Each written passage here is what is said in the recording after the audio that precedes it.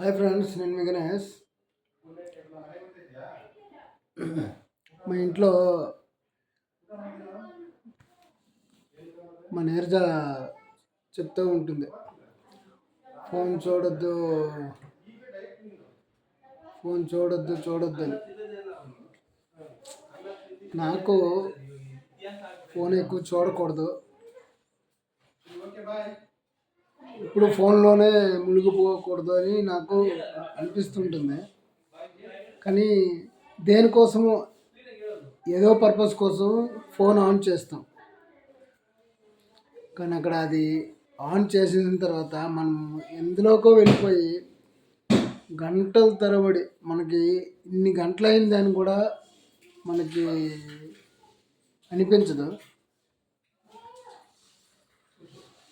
అదేంటో మరి, నా ఒక్కడికే కాదు, చాలామందికి అలానే అవుతుండొచ్చు. లేకపోతే నాకే అవుతుందా నాకు అర్థం కావడంలే. ఏం చేద్దామని, ఏదైనా వీడియో చేద్దామా, ఏదైనా ఎలా చేద్దామా అనేసి ఏదైనా చూస్తూ ఉంటాం. కానీ చూస్తూనే ఉంటాం,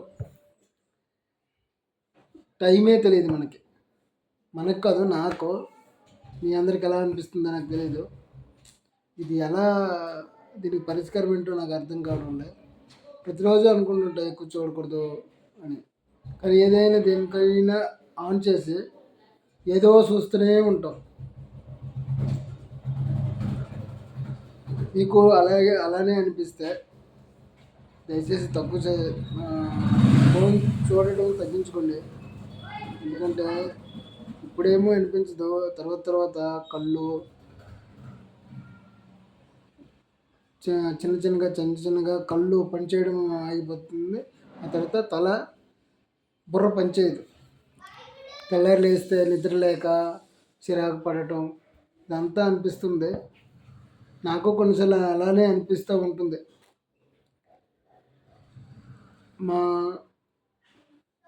మొన్న మా బావకి వీడియో కాల్ చేస్తే, ఏంటి బావ కళ్ళు కిందంతా నల్లగా ఉంది, కళ్ళు ఎర్రగా ఉన్నాయని అని అన్నాడు.